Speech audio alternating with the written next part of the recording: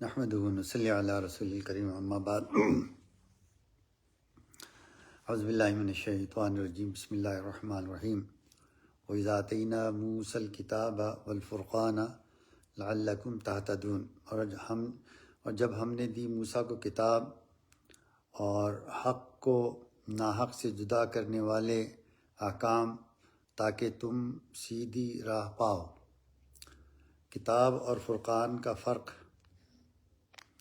تفسیر عثمانی میں اس فرق کو لکھا گیا ہے جس کو یہاں بیان کیا جا رہا ہے۔ کتاب تو توریت ہے اور فرقان فرمایا ان احکام شریعہ کو جن سے جائز ناجائز معلوم ہو، یا فرقان کہا حضرت موسیٰ علیہ السلام کے معجزوں کو جن سے جھوٹے سچے اور کافر و مومن کی تمیز ہو، یا توریت ہی کو کہا کہ وہ کتاب بھی ہے اور اس سے حق اور ناحق بھی جدا ہوتا ہے۔ وَإِذْ قَالَ مُوسَىٰ لِقَوْمِهِ يَا قَوْمِ إِنَّكُمْ ظَلَمْتُمْ أَنفُسَكُمْ بِاتِّخَاذِكُمُ الْعِجْلَ فَتُوبُوا إِلَىٰ بَارِئِكُمْ فَاقْتُلُوا أَنفُسَكُمْ۔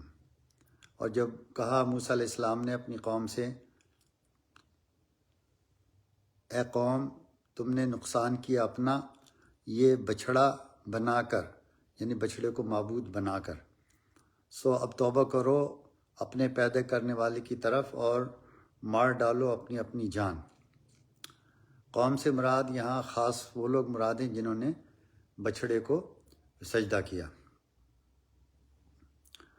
بنی اسرائیل کی توبہ کا ذکر کیا جا رہا ہے تفسیر عثمانی سے، یعنی جنہوں نے بچھڑے کو سجدہ نہ کیا تھا وہ سجدہ کرنے والوں کو قتل کریں۔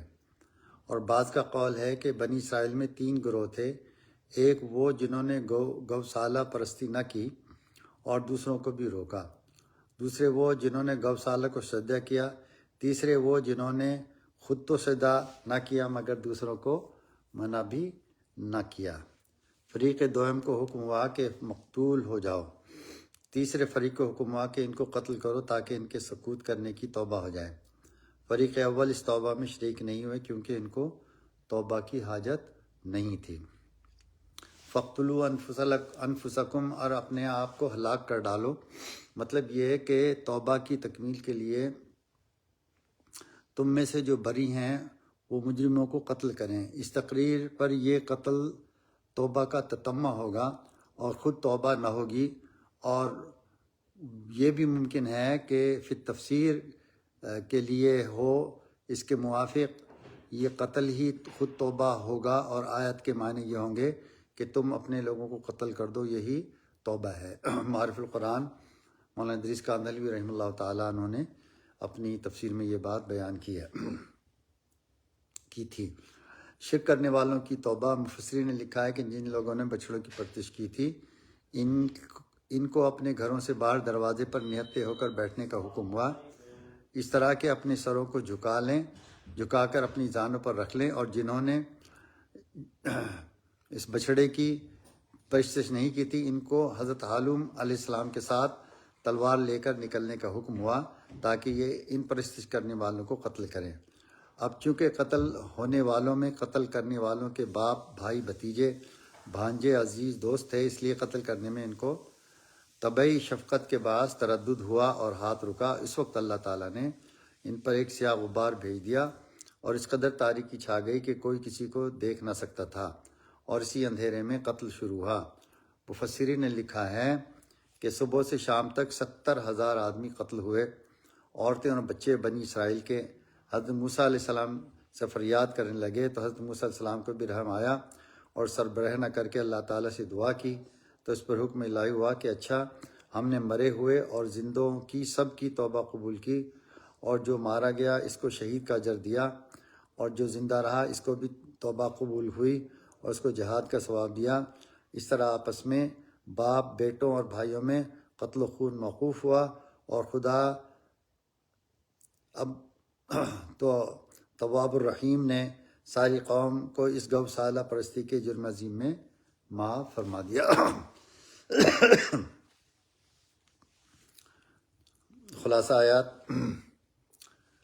خلاصہ یہ کہ ان آیات میں حق تعالیٰ نے یہود کو ان کی قوم بنی اسرائیل پر کیا ہوا ایک احسان اور جتلایا کہ تمہاری قوم نے ایک بچھڑے کی پرستش شروع کر دی تھی، لیکن اللہ تعالیٰ نے اس جرم سے بھی درگزر کیا، اور مقصود اس سے وہی تبلیغ اسلام ہے تاکہ یہود مدینہ اللہ تعالیٰ کے احسانات و انعامات اپنی قوم پر سن کر اللہ تعالیٰ کی فرمانبرداری اختیار کر لیں، اور اللہ تعالیٰ کے حکم کے مطابق نبی آخر الزماں صلی اللہ علیہ وسلم پر ایمان لا کر اسلام قبول کر لیں۔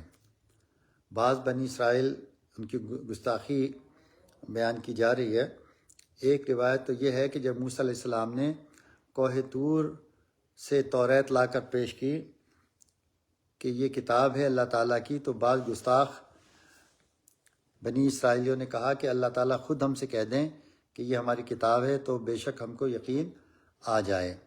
موسیٰ علیہ السلام نے بإذن الہی فرمایا کہ چلو کوہ طور پر یہ بات بھی ہو جائے گی۔ چنانچہ بنی اسرائیل نے اپنی قوم سے 70 آدمی اس کام کے لیے منتخب کر کے موسیٰ علیہ السلام کے ساتھ کوہ طور پر روانہ کیے۔ وہاں پہنچ کر اللہ تعالیٰ کا کلام ان لوگوں نے خود سنا تو اس وقت اور رنگ لائے کہ ہم کو تو کلام سننے سے قناعت نہیں ہوتی، نہ معلوم کون بول رہا ہے ہوگا، اگر ہم خدا کو دیکھ لیں تو بے شک مان لیں۔ چونکہ دنیا میں کوئی شخص اللہ تعالیٰ کو دیکھنے کی قوت نہیں رکھتا، اس لیے اس گستاخی پر ان پر بجلی آ پڑی اور 70 آدمی ہلاک ہو گئے۔ دوسری روایت میں یہ لکھا ہے کہ واقعہ قتل اور قبولیت توبہ کے بعد جس کا ذکر گزشتہ درس میں ہوا، موسیٰ علیہ السلام نے بإذن الہی 70 آدمیوں کو کوہ طور پر لے جانے کے لیے منتخب فرمایا تاکہ گوسالہ پرستی کی معذرت کریں۔ سب نے روزہ رکھا، غسل کیا اور عمدہ کپڑے پہنے۔ جب کوہ طور پر پہنچے تو موسیٰ علیہ السلام سے درخواست کی کہ آپ بارگاہ خداوندی میں عرض کیجئے کہ ہمیں اپنا کلام پاک سنائے۔ تھوڑی دیر میں ایک ابر نورانی ظاہر ہوا اور موسیٰ علیہ السلام اس میں غرق ہو گئے اور بنی اسرائیل نیچے کھڑے رہے۔ سب نے اللہ کا کلام سنا۔ جب کلام الہی ختم ہو گیا اور موسیٰ علیہ السلام اس ابر سے باہر آئے اور دریافت کیا کہ تم نے کلام الہی سنا، تو اس پر یہ کہا کہ ہم تو کلام الہی ہونے کا اس وقت تک یقین نہ کریں گے جب تک اعلانیہ طور پر خدا کو نہ دیکھ لیں۔ اس طرح کے ہمارے اور خدا کے درمیان کوئی حجاب نہ ہو۔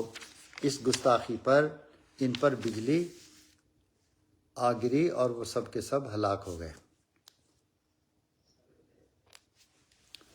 ذالکم خیر لکم عند بارئکم فتاب علیکم، یہ بہتر ہے تمہارے لیے تمہارے خالق کے نزدیک، پھر متوجہ ہوا تم پر۔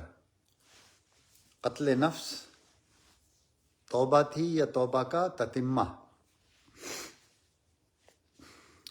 تفسیر عثمانی سے یہ بیان نقل کیا جا رہا ہے۔ علماء کا اس میں اختلاف ہے کہ مقتول ہو جانا ہی توبہ تھی یا توبہ کا تتمہ تھا، جیسا کہ ہماری شریعت میں قاتل عمد کی توبہ کے مقبول ہونے کے لیے یہ بھی ضروری ہے کہ اپنے آپ کو وارثان مقتول کے حوالے کر دے، ان کو اختیار ہے بدلہ لیں یا معاف کریں۔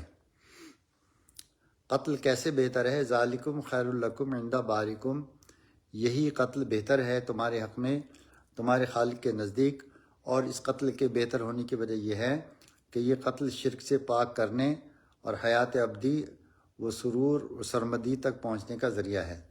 اس حکم الہی کے پہنچتے ہی موسیٰ علیہ السلام نے یہ فرمان واجب الاذعان قوم کے گوش گزار کیا۔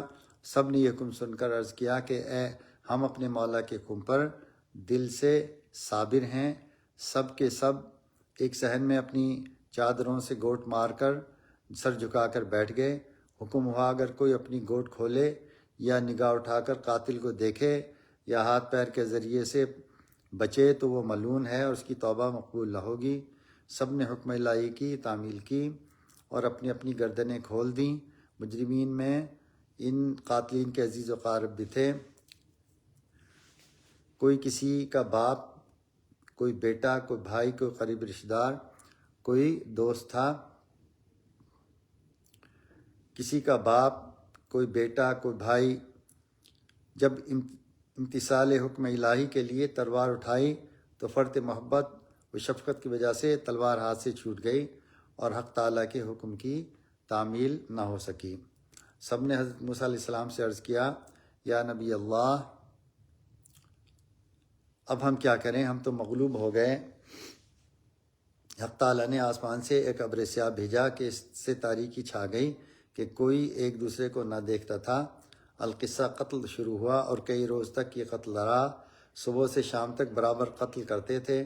جب بنی اسرائیل کثرت سے مقتول ہوئے تو حضرت موسیٰ علیہ السلام اور ہارون علیہ السلام نے بارگاہ الہی میں رو رو کر دعا فرمائی کہ خداوندہ، بنی اسرائیل یکلخت ہلاک ہوئے جاتے ہیں، اب اپنا رحم فرمائیے، اب اپنا رحم فرمائیے۔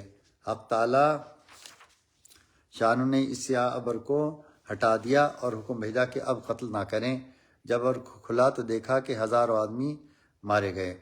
حضرت علی رضی اللہ تعالی عنہ سے مروی ہے کہ مقتولین کی تعداد 70,000 تھی۔ یہ دیکھ کر موسیٰ علیہ السلام کو بہت غم ہوا۔ حق تعالیٰ نے وہی بھیجی کہ موسیٰ، کیا تم اس پر راضی نہیں ہو کہ میں قاتل اور مقتول دونوں کو جنت میں داخل کروں، اور جو قتل ہوئے انہیں شہادت کا مرتبہ دوں، اور جو باقی رہے ان کے گناہ معاف کر دوں۔ ساتھ اتنا ہی رکھتے ہیں۔ طبیعت میری بھی چل رہی ہے، کافی بہتر ہو گئی ہے۔ اللہ تعالیٰ ہمیں کلام پاک کو پڑھنے، سمجھنے اور اس پر عمل کرنے کی توفیق عطا فرمائے۔ وآخر دعوانا الحمدللہ رب العالمین۔ السلام علیکم ورحمۃ اللہ وبرکاتہ۔